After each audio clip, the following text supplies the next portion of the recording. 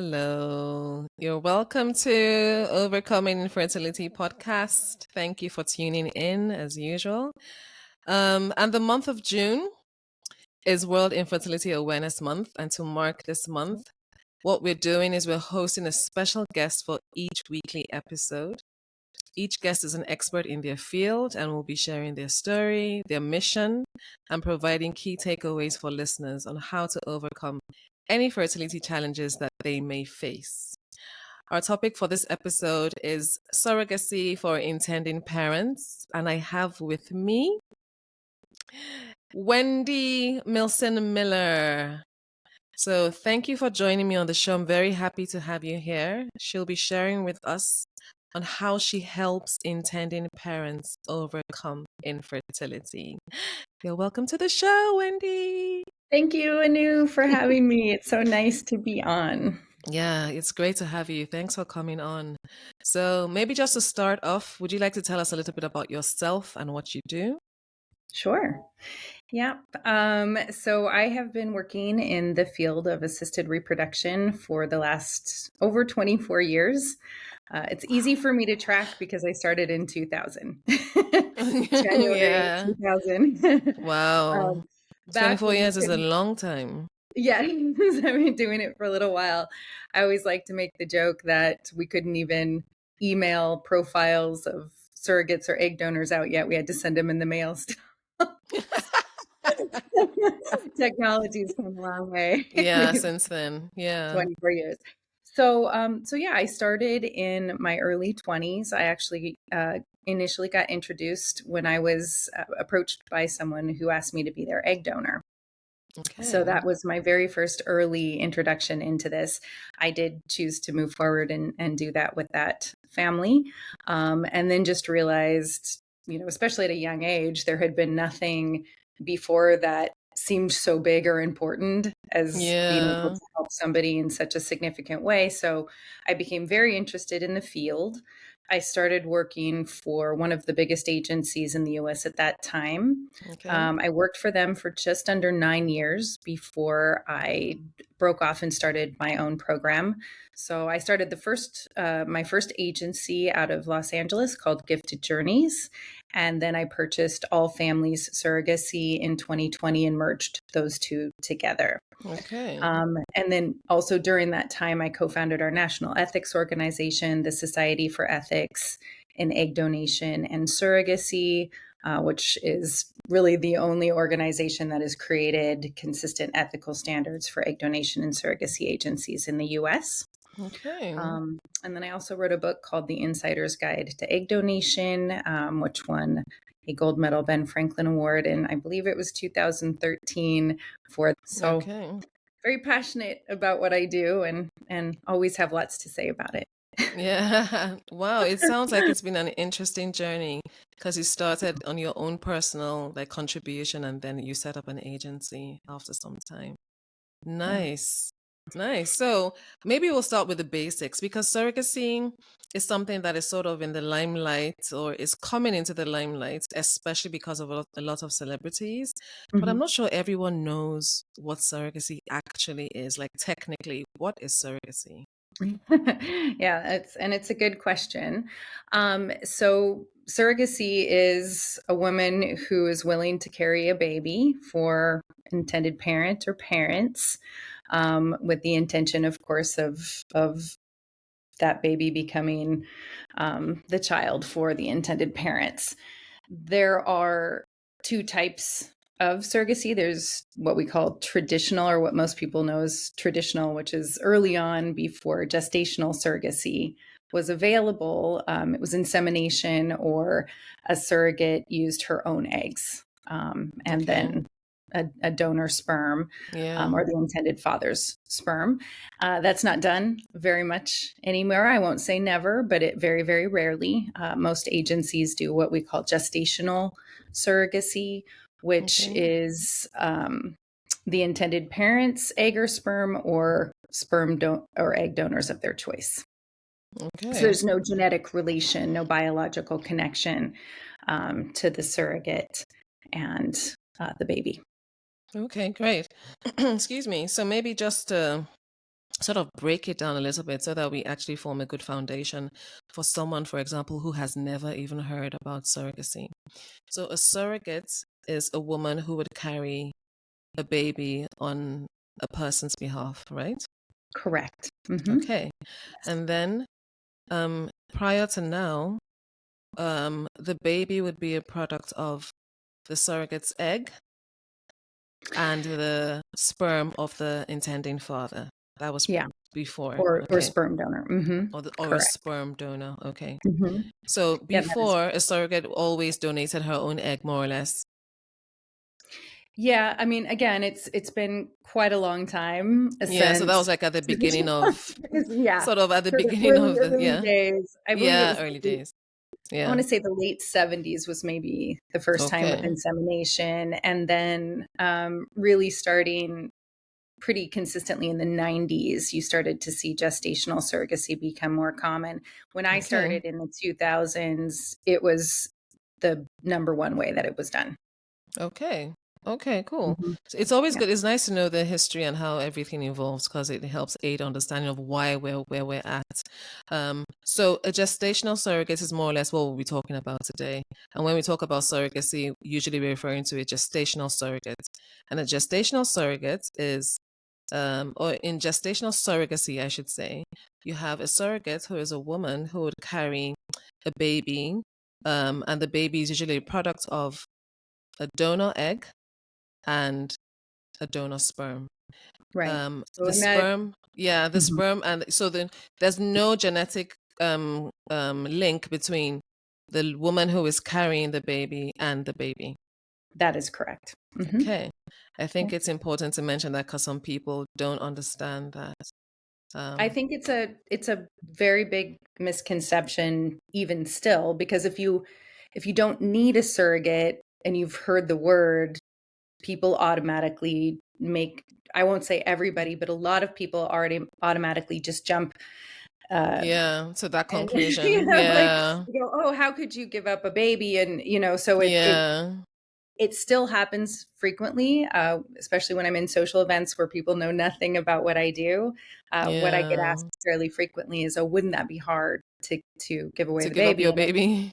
right, and Yeah. it's such a different, emotional and mental space when you're not genetically connected. Connected, yes, Hmm. exactly. And it, Yeah, it also puts people in a different space when they understand it that way, that biologically the baby could potentially be 100% linked to you as opposed to having someone else's genetic material. right. Great, okay. So Yeah. who would you say needs surrogacy? So the vast, vast majority of intended parents that come to me are either women who, for some reason or another, it would not be safe for her to carry for some medical or psychological or just any number of Of reasons where it reasons. would not be safe for her to carry a pregnancy. Um, and of course, same sex couples that want Mm, a biological child. okay, So those are the two most common that I see. okay, okay. Mhm. And usually, so if we talk about the women who usually have medical conditions and maybe psychological or mental health issues, um, just randomly, and I know this is kind of a random input, but what would you say are your maybe like top two medical challenges that these people usually have? Um, what I hear a lot is, well, I would say endometriosis is probably Mm-hmm. the At the very top. number one. Yeah, it's the very Yeah. top. It's the most common for women. Um, I hear unexplained a lot. So we Mm. call it unexplained infertility. So Yep. where you have intended moms who are able to get healthy, viable embryos. But then when they go to do a transfer, either they don't get pregnant at all or they just Mm. cannot sustain the pregnancy. And there isn't always a clear reason why. Yeah. Um, so, Mm. but with autoimmune and inflammation and so many Mm-hmm. things on the rise, Yeah. I think we're going to hear that unexplained infertility more and more. Yeah. It's becoming more More of a diagnosis, actually. Right. Yeah. Okay, cool. So we touched on this a little bit already because in terms of like, I know there are lots of myths and misconceptions that people have about surrogacy. So in your professional opinion and in your experience, in your 2 decades worth of experience, what would you say are some of the prevailing myths that it would be helpful for us to address in this particular episode? I know there'll be many, but maybe Right. just one, two, or three that you think need to be debunked as we talk about surrogacy.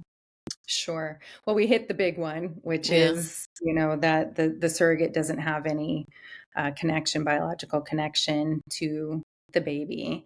yeah. Um, Another one I think is very, very important for people who are considering this is very often when people call me for a consultation and an education, they think it's as simple as saying, okay, surrogacy's that's it. We're going to do it. We're going to Mm-hmm. sign up today.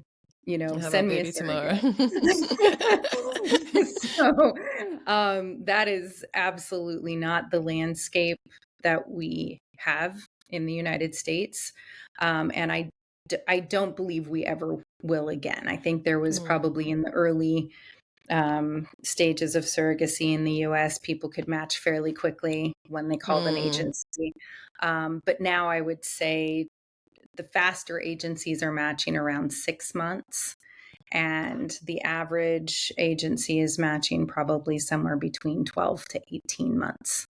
Um, and the reason is because it's not only people from the United States that are seeking surrogates here, but it's okay. also internationally because it Mm-hmm. still is the safest place in the world to do surrogacy with the most clear laws. So, because we have clear laws, it makes it easier for us then to also help people get babies back into countries outside of the US.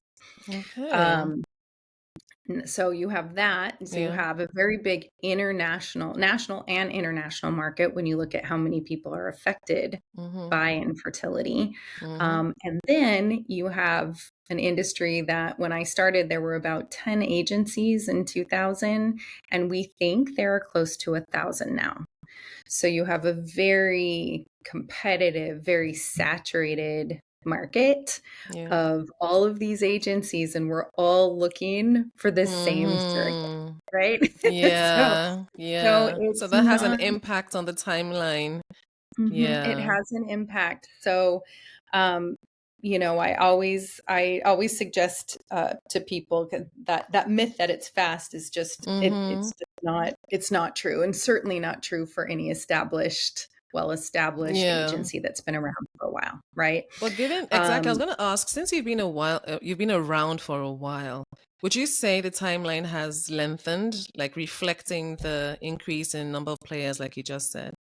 yeah, it's significantly. I would say when I started, people that would come into the agency I started with could probably see profiles that same day if they were very interested in signing up. Yeah. Even when I first started, like about 10 years after that, when Mm-hmm. I first started my first agency, even then I would say very, very rarely would it take me longer than 1 to 2 months to match Wow, that was someone. in 2013, thereabout. Yeah, so that was about.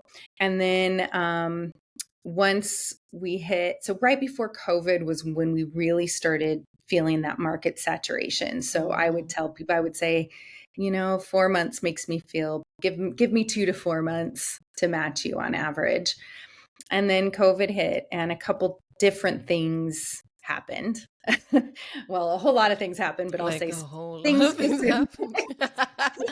A lot happened, but things specific to our industry. Yeah. Um, the first was understandably, it was about a year and a half before surrogates really started to actually apply at that same rate they were Hmm. applying pre-COVID. So, not a lot of women wanting to get pregnant in the middle of a pandemic where we didn't really even know how bad it was, how much worse it was going to be, Yeah. so anything having to do with health made Mm-hmm. people nervous. But on the opposite side of that, intended parents were suddenly working from home, having more time to think about their family building. So we get this shortage of surrogate applicants on one side, and yet we were signing intended parents. I would say at some months it felt like it doubled pre-COVID Really? because people had time That's to. interesting. Do you know, I was gonna ask, on that side, I would have imagined because there were a lot of people who felt really isolated, who were talking about, there were mental health issues were on the rise. Um, and I guess the same thought processes that made the intending parents actually apply, I would have thought would have made those same people think, oh my God, what sort of world is this? Why do I want to bring a baby into this world? There's a massive pandemic, and then shy away from pursuing their fertility goals. So it's actually interesting to hear that it was the other way around, where it was more like, hey, let's get this done and let's actually apply, for a surrogate since that's what we need. It's very Yeah. interesting. I would never have thought that way, actually.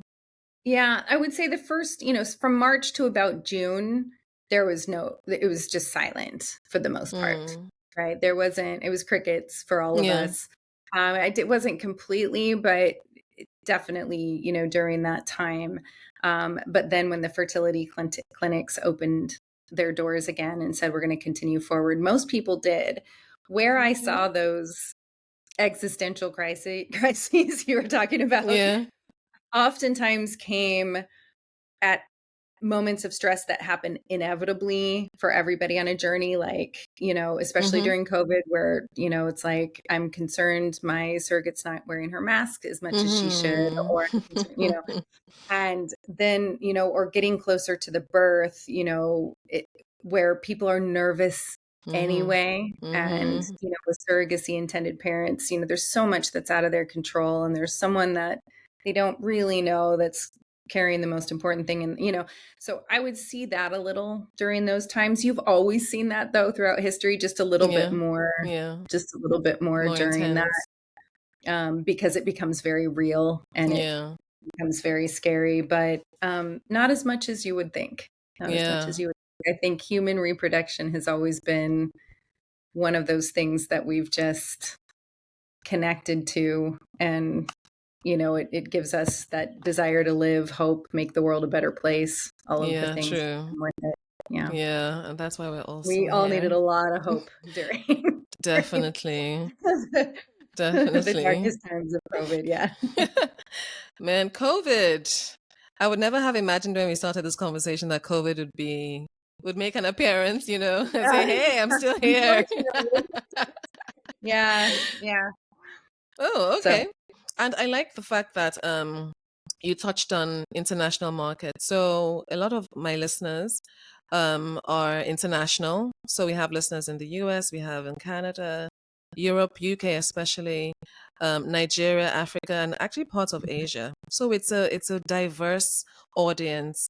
But because the unifying factor is a human thing, isn't it? Which is, you have fertility challenges. So we may need to actually pick out some of the considerations when you're considering something like surrogacy. So, like yeah. everything, maybe just to clarify to everyone listening, um, your agency is based in the US and um, you're discussing and giving information from that perspective.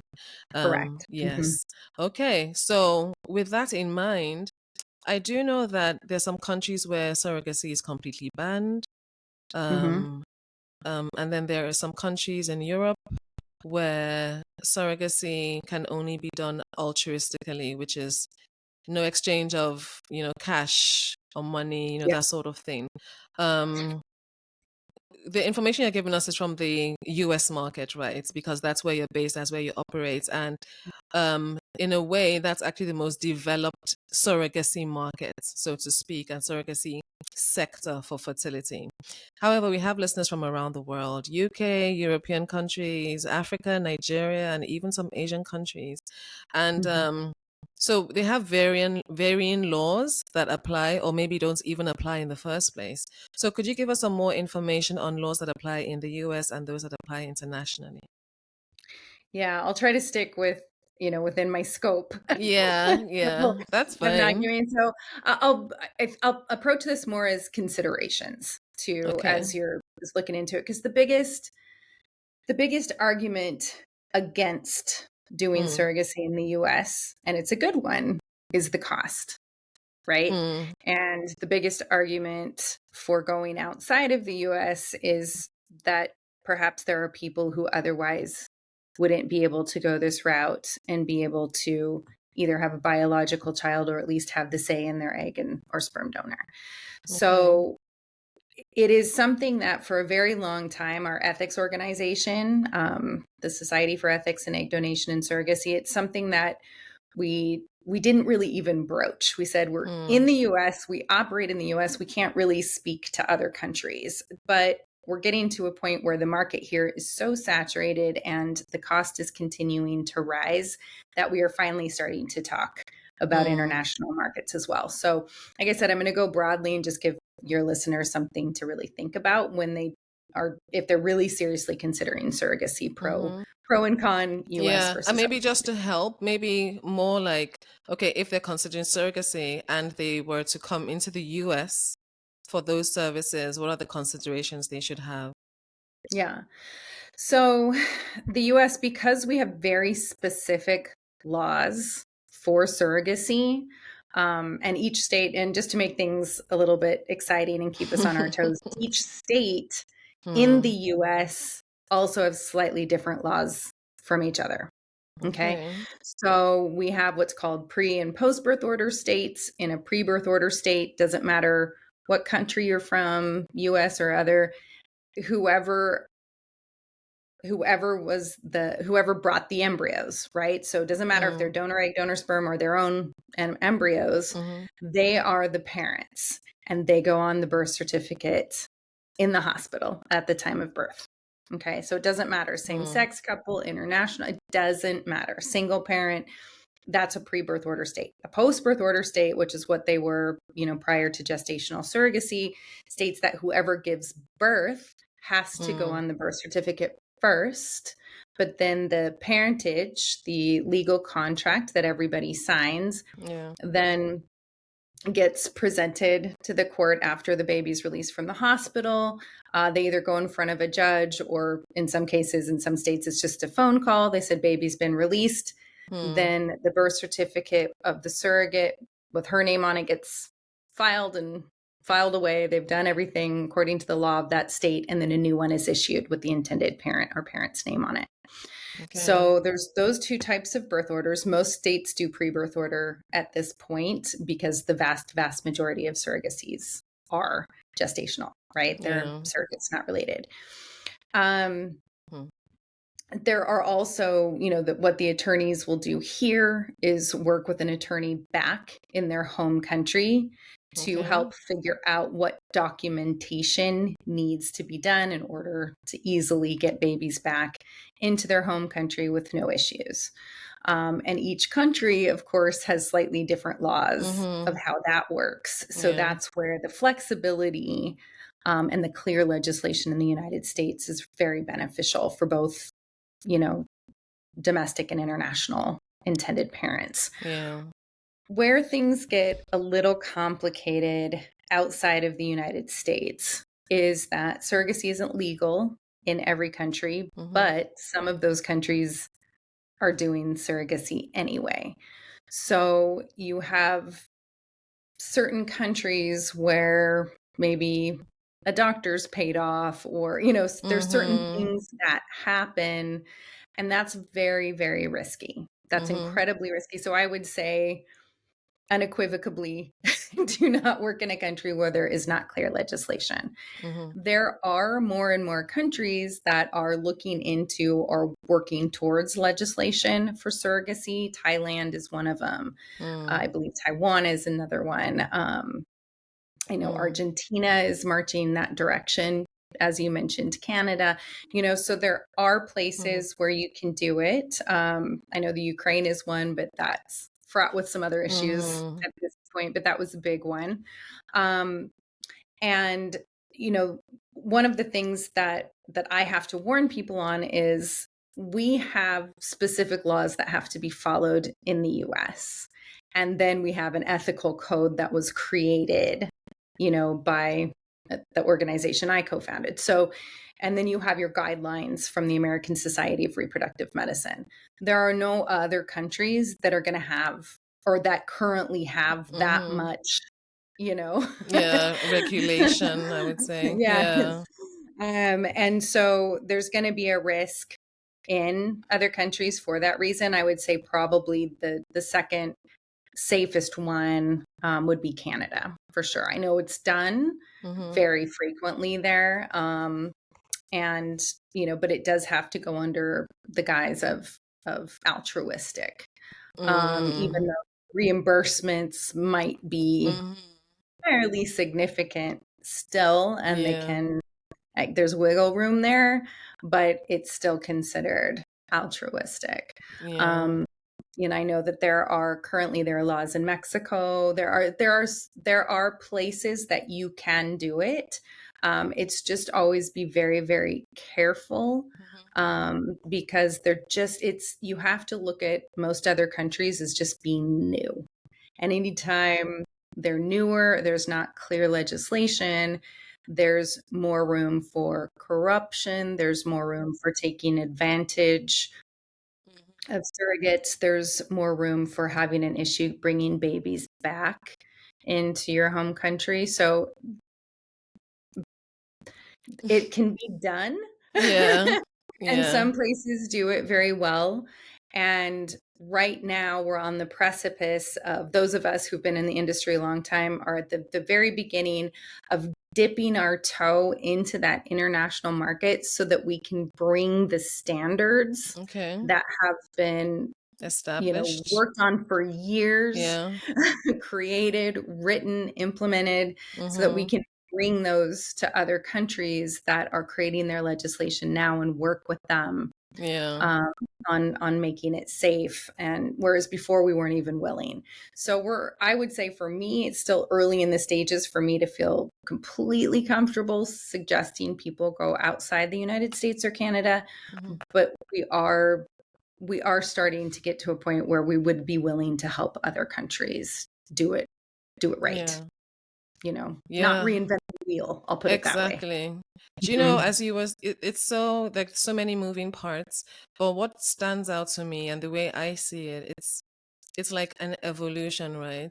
And in a way, I think there are parallels with adoption because Mhm. adoption took many decades for it to be where it's at now. It also took a while for international adoptions to kind of be accepted in, like worldwide, and for the different countries to have their own standardized laws governing that. So I think maybe like the way I see it, surrogacy is like the next frontier where um, it's probably been fully, well, the potential seems to have been fully tapped in the US. And then other countries are sort of moving in that direction. So it's like an Yeah. evolution, yeah. And then I guess because different countries have different ethical, cultural, and other concerns, they have to make sure that it works in their own environment the way it's Yeah. supposed to. Yeah. There'll be some countries where it's unlikely, certainly in our lifetimes, that we're going to Mm. see surrogacy legalized. Yeah. Yeah. um, so, and you're right. There's so much of just a cultural divide on how Hmm. people look at surrogacy. Yeah. If you ask a woman in the US if she's being taken advantage of for being a surrogate, she's going to be upset. I mean, like, Hmm. the choice she gets to make, she gets to choose who she helps if she wants to help. Yeah. She has contract negotiations, she has the whole thing. She has a great deal of autonomy. And, so let's be honest, the people that apply to be surrogates love being pregnant. So they feel They insulted by must. the idea Yeah. of being taken, right, of being coerced, taken advantage of, where Mm. there's other countries that, just say, no, this is taking advantage of women and Yeah. manipulating and you know what I mean? So it Yeah. is definitely, there's a worldview of it Yes, that, exactly. Yeah. And there's lots of overlap with women's rights, with safety, Mhm, security, child yeah, safety, slavery. Like there can be like potentially many of mhm. those concerns are actually valid. And so, Yes, yeah, absolutely. yeah. So, Absolutely valid because you also want to protect, the children that come into the world yep, for surrogacy. And so, yep. that's why there are very specific ethical Mm-hmm, expectations of agencies here about the relationships the surrogates have with their intended parents, that we don't do anonymous surrogacy for mm-hmm, some, void mm. out there, Yeah, because there certainly is concerns, and they're legitimate concerns about the safety of the babies that we're helping bring into this world. So yeah. again, this is something in the United States we have a lot more control over. And that's, these are the things that were, initially, especially when we were still working on our own ethics and Mm-hmm, our own standards and yeah, guidelines, is how do we then, go into other countries and work with and feel safe working with surrogates and intended parents if there's nothing in place that we can follow, yeah. an ethical code. So um, so really right now it's like, okay, like you said, we have these standards. We have, sort of done the research on this, been a part of the early pioneers of surrogacy. And so, yes, it should be allowed Mm-hmm. in countries that are open to creating this legislation and to helping other families. But we have to be careful the same way we have been here. Yeah. And then the same thing for our listeners who are intending parents. The whole point is for them to be armed with this information so that they are also careful when they're making their considerations if surrogacy is right for them, where they're going to pursue surrogacy, how, knowing that there are laws that usually guide the ethical considerations that must be in place, where the surrogates and the intending parents, and maybe more importantly, the babies that are involved need to be protected. So if it seems complex, it seems difficult, and it seems expensive, these are some of the reasons why, because those goals ideally should be met. Yeah, Yeah. great. Yeah. Okay. So if you don't mind, I want to take you back a little bit when you talked about, Mhm. so let's focus on gestational surrogacy, right? Where um, it's the name of the birth mother. No, no, no. No, you did say that it's the name, that it's whoever brings the embryo that has the name on the birth certificate. So can you break that Mhm. down a little bit? Because bringing the embryo is when the egg and the sperm are already, like joined, right? Fertilized. Exactly. Mhm. Fertilization has taken place. So in cases where so who brings the embryo in? And I hope I'm not breaking it down too much, but just so that people really understand, starting with Sure. me. Because when you said bring the embryo, I'm already thinking, okay, if you have a donor sperm and a donor egg, right? So let's say it's me and my husband, and we're using donor sperm, we're using donor egg. So the embryo Mhm. actually isn't me and my husband, is it? It's for donors. So are we gonna be disregarded as the parents in the particular? Mm-mm. So how does it work really? Like Yeah.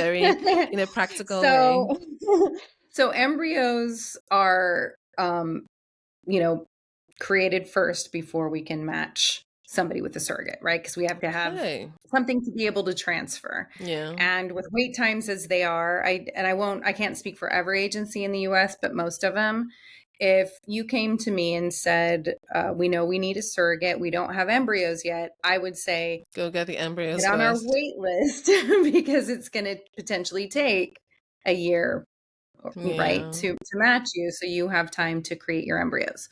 So during this time, whether or not you create embryos using both you and your husband's genetic material, or if you end up using an egg or sperm donor, doesn't matter. If you use an egg and sperm donor, you're going to have a contract with that donor, Yep. and that donor is releasing all rights To you. to that genetic contribution that she's giving. So those eggs, they're, they're mine, actually. Yeah. Correct. Yeah. Exactly. And so the legal contract, then you have full legal rights to those embryos. You and your husband do. Okay.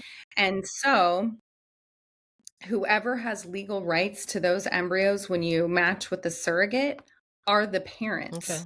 Period. It doesn't matter if you used a donor, sperm or egg. It doesn't matter.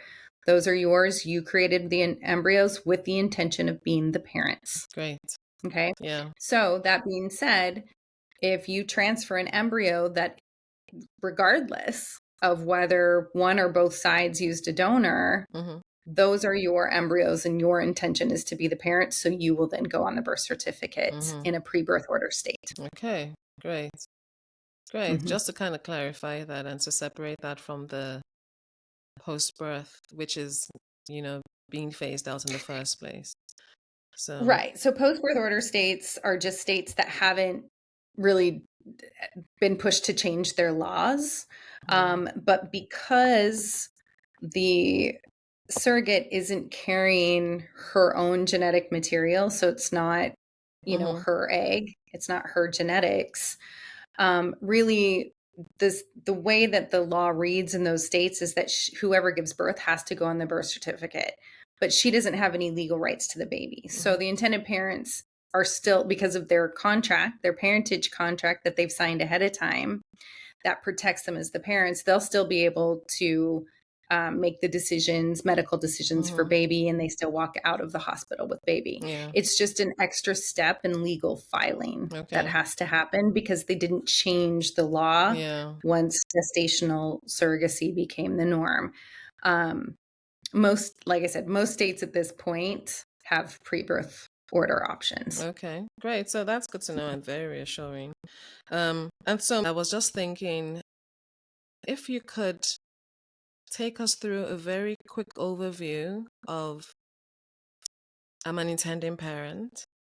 I come to you, Wendie, and I let you know what my intentions are. How does it, what's the process flow and the timeline attached to that process flow? I know you've touched on it a little bit, but just as an overview. Yeah. And I think if I were to guess, just knowing many of my close friends are also agency owners and, have been doing this for quite a while. So I think most people probably have a very similar process, minus maybe a few different little things here and there. So this is a pretty close overview of what it would be like for intended parents. So you have your initial intake call to decide if it's the right agency. In most cases, I would say probably 90% of agencies in the US will then, if you choose to work with them, you would have to put a deposit down off the agency fee to get on the list, to get on the wait list. And then, to be assigned a coordinator or somebody who will be in touch with you as you make your way up the list. And then once you get, further up the list, you have more chances of starting to see profiles of surrogates. Okay. So the way an agency is supposed to screen, I can't. Again, there's no legislation. Yes. Anyone that is a SEEDS member would do it this way. So before intended parents see a profile of a surrogate, the agency should have collected all previous pregnancy and birth records and had those reviewed by the intended parents IVF clinic. Okay. Background checks on all adults in the household. For us, it's not really background checks on intended parents and surrogates aren't really so much pass or fail. It's just if something comes up, it's about transparency. Okay. Right. Yeah. So just everybody knows what came up and people can decide whether they're comfortable with something or not. Psychological evaluation on both the surrogate and if she has a live-in partner or spouse. And psychological evaluations should be done by a mental health professional who specifically works in assisted reproduction, because there are very specific things to surrogacy that, that mental health professionals that don't work in our field wouldn't even know to Mm-hmm. ask or to screen for. So that, and then usually an MMPI or a PAI. So like a personality type inventory. That way, if something comes up where, you know, it shows very high that she has a hard time asking for help, then that's where a mental health professional can come in and say, you have to ask for help in surrogacy. If you don't understand how to give yourself, you know, an injection, or you don't feel comfortable, you know, this is an area. So it allows the agency and the mental health professional to also know where we might be able to support that surrogate a little bit extra. Yeah. We collect current pap smear and physical, just because that would hopefully catch something that before a match that might break a match. And then we get a note from all of our surrogates, OBs, that their own doctor feels like it would be safe for them to carry another pregnancy. So, I love that bit. an That's so agency's important. right, Yeah. exactly. It's like how many different, and in some cases, a lot of clinics now are also requiring an maternal fetal medicine report as well, and in which case we'll do those as well. So if we know that particular clinic does MFMs, then we do that as well. So that is the responsibility of the agency, and we checklist that against the American Society of Reproductive Medicine's guidelines for who qualifies as a surrogate. Okay. Yeah. So every clinic has guidelines either stricter or equal to the ASRM. Okay. So us fully screening and vetting a surrogate that's to ASRM standards doesn't necessarily mean that an intended parent's doctor is going to approve her. So we just need one baseline, and that's what agencies can do. So every agency in the US has to use the ASRM as a guideline, because what they're saying is if they fit all of these, then they preliminarily qualify, not necessarily qualify for each intended parent, but that's what we have to base it off of. Okay. So we go down that checklist. Okay. They fit all of the criteria of ASRM. Great. Then we go through all of our criteria. And then once they're fully screened on our side, that's when we start presenting the profiles to the intended parents. And we do it that way because the alternative is that we're showing any number of things along the way can disqualify a surrogate. So if you're showing profiles before any of these things, you're getting people's hopes up. You're wasting their time. You're wasting your staff's time. You're really better off fully vetting a surrogate before you're presenting them. So we created that process as a standard with the ethics organization for agencies. And like I said, there's only about 300 agencies out of the 1,000 that you know have joined that membership. But still, it's even if they're not a SEEDS member, this is the process that they should follow.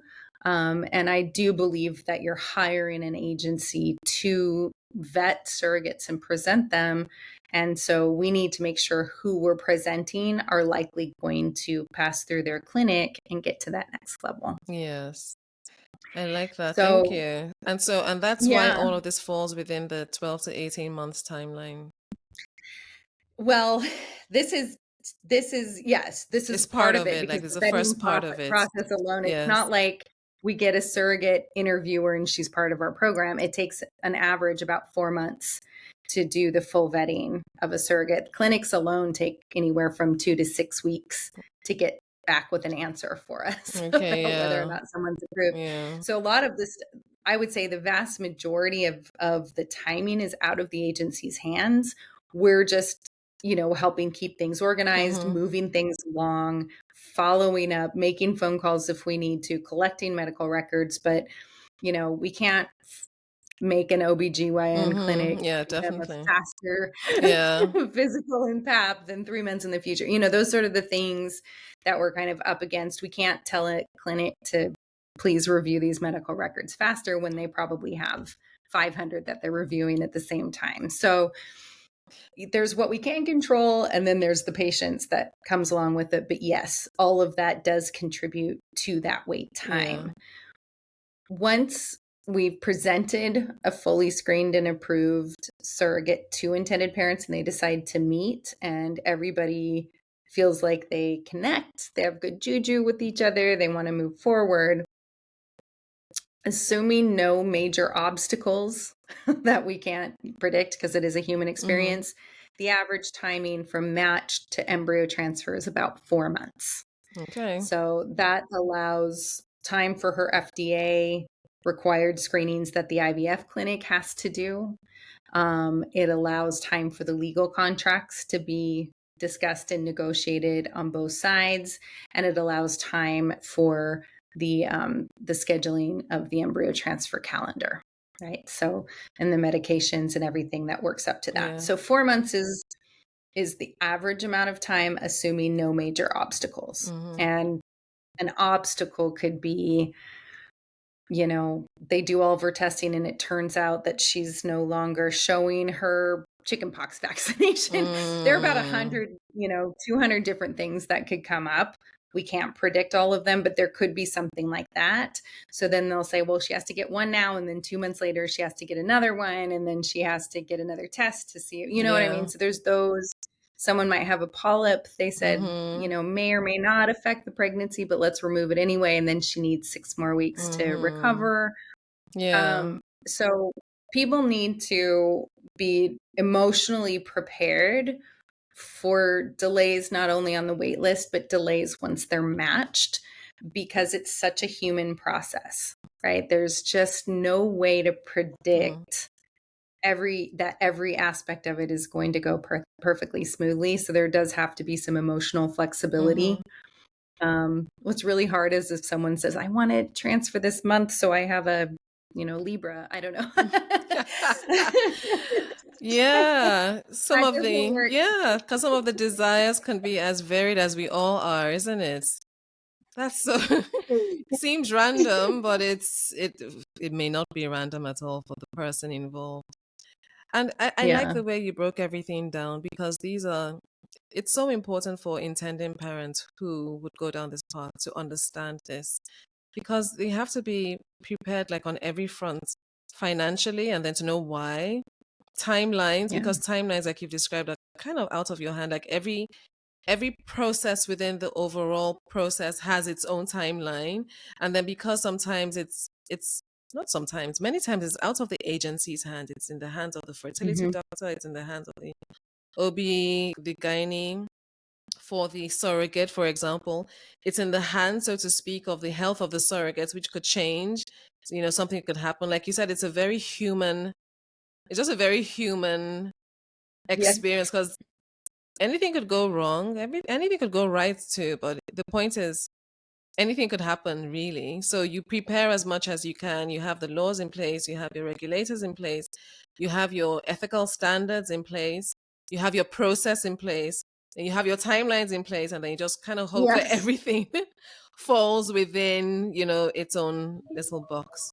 Oh, excuse me. Well, and if I may, because I think this is also very solid advice. Where you see big differences in agencies are things like rematch fees. So, say, Hmm. for example, you're going along with a surrogate, and for some reason or another, either the intended parents or the surrogate needs to back out, or feels the need to back out before, embryo transfer, or if there was a failed transfer, um, intended parents might feel like they want to try it with a different surrogate. There's so many different situations that could come up for rematch. The vast majority of agencies do charge rematch fees for their agency fees, and there are some agencies that will have a guarantee match. Hmm. So you'll only charge one, they'll only charge one fee. And then if you need to rematch, then they won't recharge. So it's a big question to ask, because a lot of rematches can happen. We don't know why. There could be, Hmm. somebody that gets on the list, matches relatively quickly, has the embryo transfer at the exact 4 month, Mark. and then 9 months later has a healthy baby. You Yeah. have those. Yeah. And then you have other people that, their surrogate had a personal family emergency and had to back Hmm. out. The first embryo transfer didn't go great, and the doctor thinks, you know what? I just didn't love her lining. Let's rematch, and you can't predict where you're going to fall on Mm-hmm. that. Like, Yeah.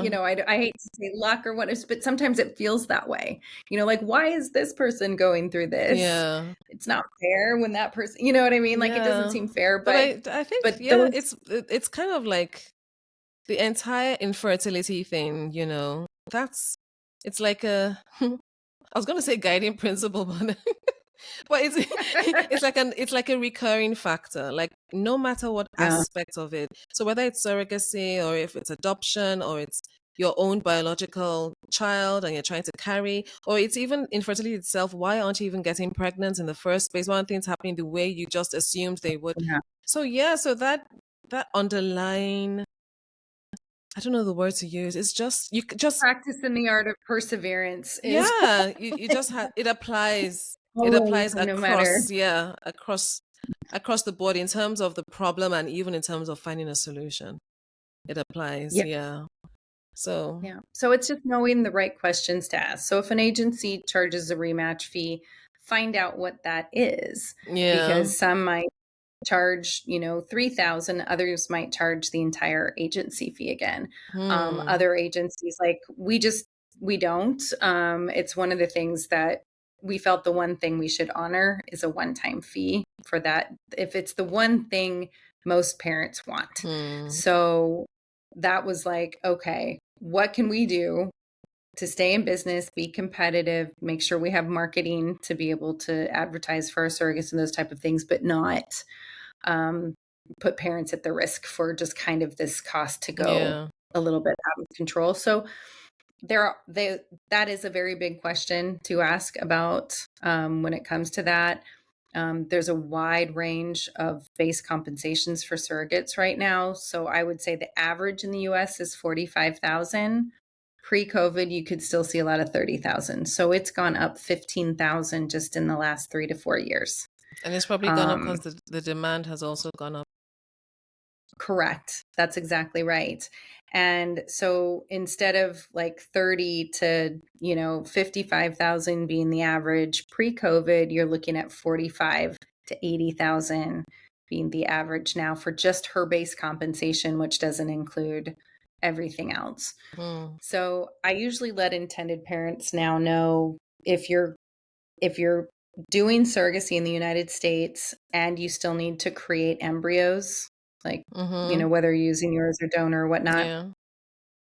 you're looking, I always say, like 200,000 to 250,000 is what you should be prepared for. Okay. Um, Good places, good agencies you're working with in clinics are going to do everything they can to keep things lower. Yeah. But most of the things that create the higher costs are things that aren't really in an agency's control.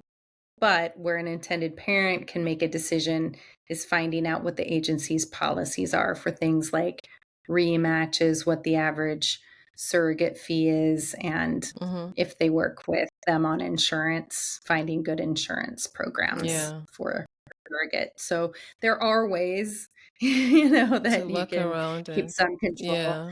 But if you already have embryos, then you're probably looking, because you've already put in the time and effort and money in Yeah. the embryos. Hopefully half of So that. so you're still looking at about 150, pretty, yeah, Which is even with why. embryos. So it's not, this is why we have to open the discussion Mm-hmm. to outside of the US, Mm-hmm. um, going forward, because it's not going to get less expensive here. Mm. Like, when I say those numbers now, I'm already like, I can't believe how much it's gone up from when I started in 2000. Yeah. And I can So, assure you that many of my listeners, especially those who in other countries where the USD is more expensive, by the time they do the conversion, those numbers sound completely out of reach. right. Yeah. And then it Right. also feeds into the mindset out there that surrogacy is just for the rich and the mighty, because of the pricing. So I think it's Yeah. so it's kind of good that we're having this discussion because By the time you understand what really goes into it and what feeds the pricing, at least you have an understanding of the pricing. It may not help in terms of the actual financing and being able to Yeah. afford it, but it makes sense. It makes more sense. It's not just like numbers are arbitrarily, just created and an agency comes up and says, "Oh, pay me 250,000." Now you understand why, you know. Yeah. Yeah. I mean, the biggest amount, rightfully so, does go to the surrogate. Mhm. And if, the way that the legal contracts here are broken down is you're paid for your time, right? Mm. So if her base compensation is, say, 45 and she's only pregnant for 1 month, then that's 45,000. You divide it by 9 and it's the Mhm. 1/9 of that, right? Yeah. Um, so it's not, there are protections in place also for the intended parents if things don't go as planned. And funds are held in, a license, or I'll say they should be. Yeah. Yeah. They should be. Some states it's the law, but a licensed, bonded, insured escrow company. So it's not, the funds are sitting there safely Okay. until they're used, and then if they're not, of course, that's the intended parents' money. They get it Great. back.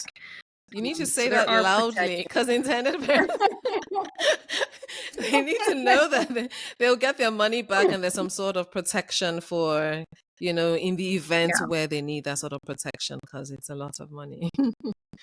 exactly. And that's why I said it's why, for me, for my moral compass, I'll put it that Mm-hmm. way, charging a one-time fee and backing that up and not charging Mm. rematch fees, to me, is the more, that's my risk, Mm. moving forward as well. And you know, what it does, I think, is it really, like, hits home how important it is that we screen our surrogates, that it's the right people, that we really truly feel like they're healthy enough both emotionally and physically to go through this process, because we don't want a big long rematch list either. Yeah. That's hard on the agency, and that's a cost, that's an overhead. So it's like kind of us standing behind the surrogates that we're presenting, and if you end up having bad luck, then we're gonna have your back. Yeah. But those that definitely we recognize it's expensive. Most of that has nothing to do with the agency. It's everything else around it. The agency is think of us as your personal assistants throughout the entire thing, that's helping you go through every single Mm-hmm. milestone, every stage, making sure this is done before this is done, Yeah. so that you don't lose money in case this happens, right? Yeah. So it's holding your hand every step of the way and reaching each milestone before we take the next one. And then if problems come up, being, we're your fixers. That's what we're meant to do. Yeah. So there's lots of trust Mhm. involved in this. You have to be able to trust your agency to do exactly what Yeah, they have said they would do for you on the journey. exactly. Yeah. We're having such a great conversation. I feel like we could talk forever. And every time you say something, like I can pick out 2 or 3 things I would like to go down that road on. So I guess it's at this point I'll be like, surely we must have you back on the show at some Yes, point. please. And my consults are free too. Oh, So great. any myself, I still do consults, and then I have two other team members that do, and we're all talkers, so we are more than happy to answer those To talk, questions. but It never gets no, old. it can't even get old because, and I'm so glad we're doing this because this topic, like almost everything in infertility, has been in the shadows for so long, and the newer Yeah, it is, like surrogacy, the more information needs to be put out there because people need to be yeah, informed. So don't think you're just talking, what you're saying is much needed information. I've learned so much. I felt like I knew a lot about surrogacy before we started this conversation. Now I feel like, oh my God, I don't even know anything. Like, and that's me. And I'm a healthcare professional and I've been through infertility myself. So you can imagine for the average person who is just start, it's almost like writing on a blank slate. yeah. So I think what you're doing is very important, and having this conversation is very important, and we can have it over and over again and follow, go down all the rabbit holes that we need to go down. There are plenty. Those rabbit holes will then change direction sometimes. Exactly. Or you could enter a rabbit hole and discover that it's a tunnel that has so many other rabbit holes.